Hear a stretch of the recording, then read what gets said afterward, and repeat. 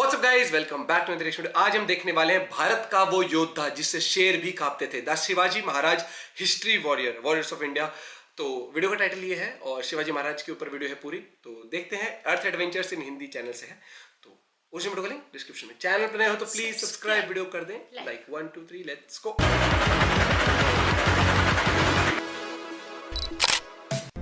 ये कहानी शुरू होती है आज से लगभग 500 साल पहले, जब लगभग पूरे भारत पर मुस्लिम सम्राटों का कब्जा था।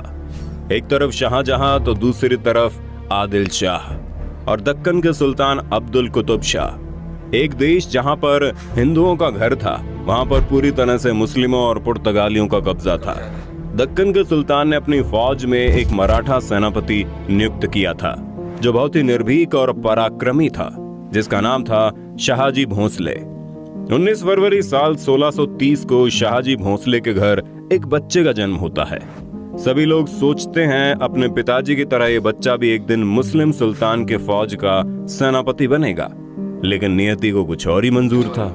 किसे पता था एक ऐसा बच्चा जिसका पिता खुद मुस्लिम सम्राट की फौज का सेनापति है, एक दिन भारत में जितने भी मुस्लिम सम्राट मौजूद हैं, वो सभी उस बच्चे के सामने घुटने टेक देंगे। उसी बच्चे का नाम था छत्रपति शिवाजी, जिसे भारत के महान सम्राटों में से एक माना जाता है। अरब और खाड़ी देशों से आए हुए मुसलमान भारत के राज्यों पर कब्जा तो कर लिए थे, लेकिन इतनी दूर से यहाँ के राज्यों और किलों को संभालने के लिए मंत्रियों को लाना संभव नहीं हो पाता था। इसलिए उस वक्त के सभी मुस्लिम सम्राट भारत में ही रहने वाले हिंदू लोगों को अपने सेनापति और मंत्रियों के पद पर नियुक्त कर दिया करते थे। इसी सिलसिले में दक्कन के सम्राट ने शाहजी भोंसले को अपनी फौज का सेनापति नियुक्त कर लिया। शाहजी सेना में उच्च पद पर आसीन थे और साल 1630 में महाराष्ट्र के जुन्नर के समीप शिवनेरी के किले में उनके और जीजाबाई के यहाँ एक पुत्र का जन्म हुआ। स्थानीय देवी शिवाय के नाम से पुत्र का नामकरण हुआ, जो आगे चलकर छत्रपति शिवाजी महाराज के नाम से विश्वविख्यात हुए। शिवाजी के पिता का काम के सिलसिले में हमेशा घर से बाहर रहना होता था, इसलिए शिवाजी की देखरेख उनकी माताजी और उनके गुरु दादू जी किया करते थे। शिवाजी के गुरु का मानना था कि शिवाजी भी जब बड़े होंगे तो वो अपने पिता की तरह मुस्लिम सम्राट के एक बेहतरीन सेनापति बनेंगे। ये वक्त था 1646 के लगभग, जब शिवाजी की उम्र महज 16 साल की थी। उस वक्त भारत में किसी भी हिंदू शासक का अपना स्वतंत्र राज्य को स्थापित कर पाना लगभग असंभव था, क्योंकि भारत के लगभग हर एक हिस्से में मुस्लिम सम्राट का कब्जा था। और अगर कोई हिंदू शासक अपना स्वतंत्र राज्य स्थापित करना भी चाहता तो उसके लिए 3 परिस्थितियों का होना बड़ा जरूरी था। एक, कि वो शक्तिशाली साम्राज्य के केंद्र से दूर हो, ताकि कोई भी सम्राट उस पर अटैक न कर पाए। जमीन खेती के लिए अनुपयोगी हो, ताकि कोई भी मुस्लिम सम्राट उस पर कब्जा करने के बारे में सोचे ही नहीं। और तीसरा ये कि वो राज्य जंगलों से घिरा हो, ताकि छापामार युद्ध या फिर गोरिल्ला युद्ध किया जा सके। यही परिस्थितियां साल 1646 में शिवाजी के लिए अनुकूल बनी, जब इन्होंने स्थानीय किसानों मावली के समर्थन से अपनी सेना का निर्माण किया। शिवाजी बहुत ही अच्छी तरह से जानता था कि किसी भी साम्राज्य को स्थापित करने के लिए किलों की क्या महत्वता है, इसलिए सिर्फ 15 साल की उम्र में ही उन्होंने आदिल शाह अधिकारियों को रिश्वत देकर तोड़ना, चाकन और कुंधाना किले को अपने अधिकार में कर लिया। इसके बाद उन्होंने थाना फोर्ट, कल्याण फोर्ट और भिवंडी फोर्ट को मुल्ला अहमद से छीनकर अपने अधिकार में कर लिया। इन घटनाओं ने आदिल शाही साम्राज्य में हड़कंप मचा दिया कि आखिरकार ऐसा कौन आ गया जो मुस्लिम सम्राट किस साम्राज्य में दखल अंदाजी कर रहा है। जैसे उन्हें पता चला कि ये काम कोई और नहीं बल्कि शाहजी भोंसले का बेटा शिवाजी कर रहा है, शिवाजी को रोकने के लिए उनके पिता को गिरफ्तार कर लिया गया। इसलिए शिवाजी ने अगले 7 साल तक आदिल शाह पर सीधा आक्रमण नहीं किया। शिवाजी ने लगभग 7 सालों का इंतजार किया और धीरे धीरे अपनी सेना को बढ़ाता रहा। एक वक्त ऐसा आया जब उसने एक एक करके 50 से ज्यादा किलों को अपने नाम कर लिया। धीरे धीरे शिवाजी का प्रभाव बढ़ने लगा।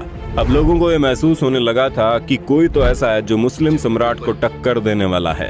अपने डर को कायम रखने के लिए और शिवाजी के बढ़ते प्रभाव को रोकने के लिए साल 1659 में बीजापुर की बड़ी साहिबा ने अफजल खान को 10,000 सिपाहियों के साथ शिवाजी पर आक्रमण करने का हुक्म दे दिया। उस वक्त अफजल खान को सबसे क्रूर और सबसे ताकतवर शख्स माना जाता था, क्योंकि जिसका भी सामना उससे होता था उसकी मौत निश्चित थी। सबसे पहले तो अफजल खान ने शिवाजी को उकसाने के लिए कई मंदिरों को तोड़वा डाला और बहुत सारे हिंदू नागरिकों का कत्ल करने लगा।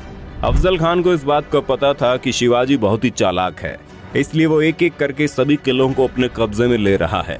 कहीं न कहीं अफजल खान को भी शिवाजी से डर लगने लगा था। यही वजह थी कि अफजल खान ने उसे चालाकी से मारने की सोची और अफजल खान ने शिवाजी को मिलने के लिए न्योता भेजा। शिवाजी तुरंत ही न्योता स्वीकार कर लेता है और अफजल खान से मिलने की जगह नियुक्त करता है। जैसे ही दोनों आमने सामने होते हैं, अफजल खान शिवाजी को गले लगाने के लिए आगे बढ़ता है और अपने चाकू निकालकर शिवाजी को मारने ही वाला होता है कि शिवाजी तुरंत अपनी कटार को निकालकर अफजल खान का पेट फाड़ देते हैं। इस जीत के बाद शिवाजी का नाम और ज्यादा मशहूर होने लगा। लोगों के मन में मुस्लिम सम्राट का डर लगभग खत्म होने लगा था। इस बार बीजापुर के सुल्तान ने शिवाजी को हराने के लिए अपने सबसे बेहतरीन सेनापति रुस्तम जवान को भेजा। रुस्तम जवान की भारी भरकम सेना ने शिवाजी के ऊपर हमला बोल दिया, लेकिन शिवाजी ने कम सेना की मदद से ही लड़ाई को चालाकी से लड़ते हुए रुस्तम जवान को सेना में शिकस्त दे दी।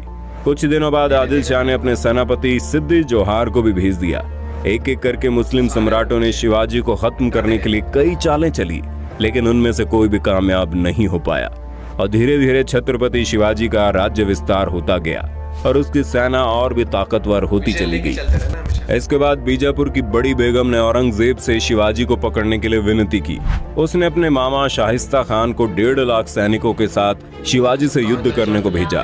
शाहिस्ता खान ने अपने विशाल सेना के बल पर पुणे पर कब्जा कर लिया और शिवाजी के निवास स्थान लाल महल पर अपना बसेरा डाल दिया।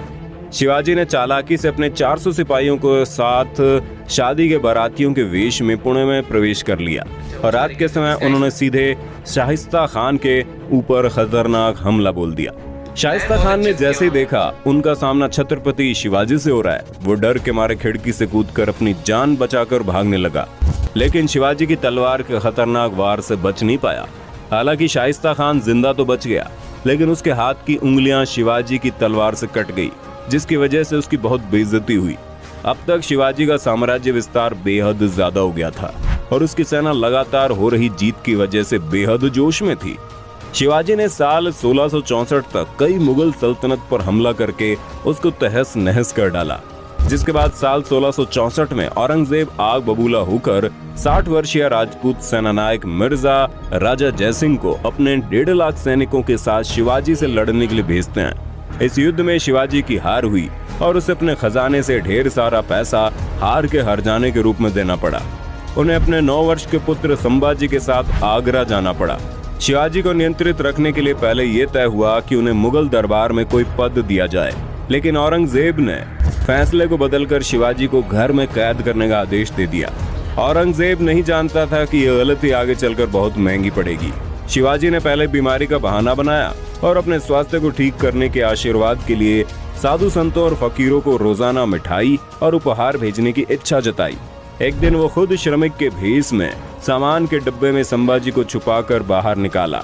वो मथुरा, काशी गया, पुरी के बाद गोलकुंडा और बीजापुर होते हुए रायगढ़ पहुंच गया।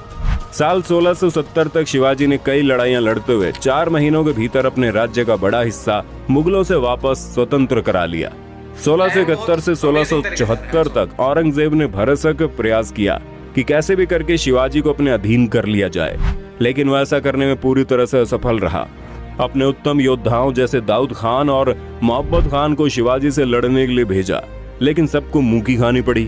इसके साथ ही साल 1672 में अली आदिल शाह की मृत्यु हो गई और बीजापुर में 6 जून 1674 को हिंदू परंपराओं के साथ शिवाजी का राज्याभिषेक किया गया। वो मराठा के राजा बने और कई सदियों के अंतराल के बाद हिंदू रीति रिवाजों, तिलक, जनेऊ और वेदों के उच्चारण के बीच किसी राजा का राज्याभिषेक संपन्न हुआ। शिवाजी की महानता सिर्फ उनकी बहादुरी और युद्ध कौशल में नहीं थी, बल्कि वो एक योग्य प्रशासक भी थे। वो उस वक्त का इकलौता ऐसा राजा था जिन्होंने धर्म के आधार पर कभी किसी के साथ पक्षपात नहीं किया। उनके कई अधिकारी, यहाँ तक कि उनके व्यक्तिगत अंग रक्षकों में कुछ मुसलमान भी थे। उन्होंने कभी किसी नारी का निरादर नहीं किया, यहाँ तक कि युद्ध में हारे हुए दुश्मनों की स्त्रियों को भी सम्मान सहित वापस भेज देते थे। गोरिल्ला युद्ध, किलों का उपयोग और नौसेना का निर्माण भारत में पहली बार शिवाजी ने ही कराया था। उन्होंने 4 किलों और 2000 सैनिकों से शुरुआत की थी और उनकी मृत्यु के समय ये गिनती 300 किलों और 1 लाख से ज्यादा सैनिकों की हो गई। शिवाजी का स्वास्थ्य खराब हुआ। तेज बुखार और पेचिस की वजह से 52 साल की उम्र में उनकी मृत्यु हो गई। आपको जानकर हैरानी होगी, उस वक्त औरंगजेब यहाँ का सबसे ताकतवर शासकों में से एक माना जाता था, लेकिन छत्रपति शिवाजी की वजह से उसे लगभग 25 साल तक युद्ध करना पड़ा और अपने जीवन के अंत तक युद्ध लड़ते लड़ते औरंगजेब पूरी तरह से बर्बाद हो चुका था। और छत्रपति शिवाजी वो शख्स था जिसकी वजह से कई सालों लंबी लड़ाई के बाद एक बार फिर से पूरा हिंदुस्तान भगवामयी हो गया। दोस्तों, ये जानकारी आपको कैसी लगी और आप वीर छत्रपति शिवाजी के बारे में क्या सोचते हैं, कमेंट में बताना।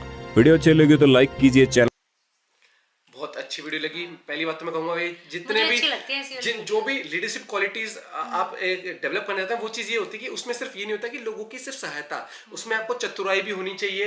लोगों का भला तो करना है, लेकिन आपको साथ ही साथ प्लानिंग, विजन लेके चलना है कि ये गोल है, ये अचीव करना है, किस तरीके से करना है। लेकिन उनकी अच्छी बात ये थी कि उन्होंने वो कभी भी डिसरिस्पेक्टफुल नहीं हुए कभी किसी के साथ, और वो बड़ी चतुराई से, चाहे वो उनको जब वो घर में कैद कर लिया था, ये नहीं पता था कि ये देखिए जो उनके फादर थे वो उनके कौन सेनापति या कुछ थे, मुगलों के। तो मतलब नॉर्मली होता है ना कि बेटा भी वही बनेगा आगे जाके, लेकिन उन्होंने इस चीज को खत्म किया और पूरा वापस से जब उनकी डेथ हुई तब 300 किले थे उनके पास और 1 लाख सैनिक थे उस टाइम पे। और ये चीज है, और वो चाल भी चली थी ना, उन्होंने जब बुला के मारने, लेकिन वो पहले से तैयार थे। ये चीज होती है कि जब आपने एक विजन लिया हुआ है कि मुझे इनको हटाना है रास्ते से, और मुझे लोगों की मतलब ऐसा वो क्या कहते हैं, लीडर लाना है कि जो लोगों के भले के लिए भी, और वो खुद उस तरीके चले थे। और उन्होंने खुद बताया ना कि धर्म के हिसाब से नहीं चले, उनके खुद जो अंगरक्षक होते हैं, जो पर्सनल सिक्योरिटी ऑफिसर्स होते हैं, वो खुद मुस्लिम भी थे। और वो चीज हो गई, और किस तरीके गोरिल्ला वॉर की और जो नेवी की शुरुआत भी थी इन्हीं की थी। बहुत चीज, और आज इनको सम्मान देते हुए आज उस पे भी तो नेवी में भी तो उनका साइन भी यूज किया हुआ, ये चीज है। एंड एक बार कमेंट में जय हो छत्रपति शिवाजी महाराज हो जाए, क्योंकि इन्होंने वो चीज दिखाई है कि अगर आप एक गोल सेट कर लेते हो और आप में वो चीज होती है कि मुझे अचीव करना है, तो उस टाइम पे ये नहीं देखा जाता कि मेरे पास इक्विपमेंट्स कम है या सेना नहीं है, या आप प्लान करते हो। और प्लान करके उन्होंने वैसा पूरा हिला डाला, सल्तनतें हिला डाली उन्होंने, सल्तनतें हिला डाली। एंड आई एम श्योर आप लोग को भी ये वीडियो बहुत पसंद आई होगी, तो कर दे वीडियो को शेयर। ऐसी अमेजिंग वीडियोस आप देख सकते हैं अर्थ एडवेंचर्स इन हिंदी चैनल पे, और जो वीडियो का लिंक डिस्क्रिप्शन में है। बाकी मिलते हैं वीडियो के साथ, बाय बाय, टेक केयर।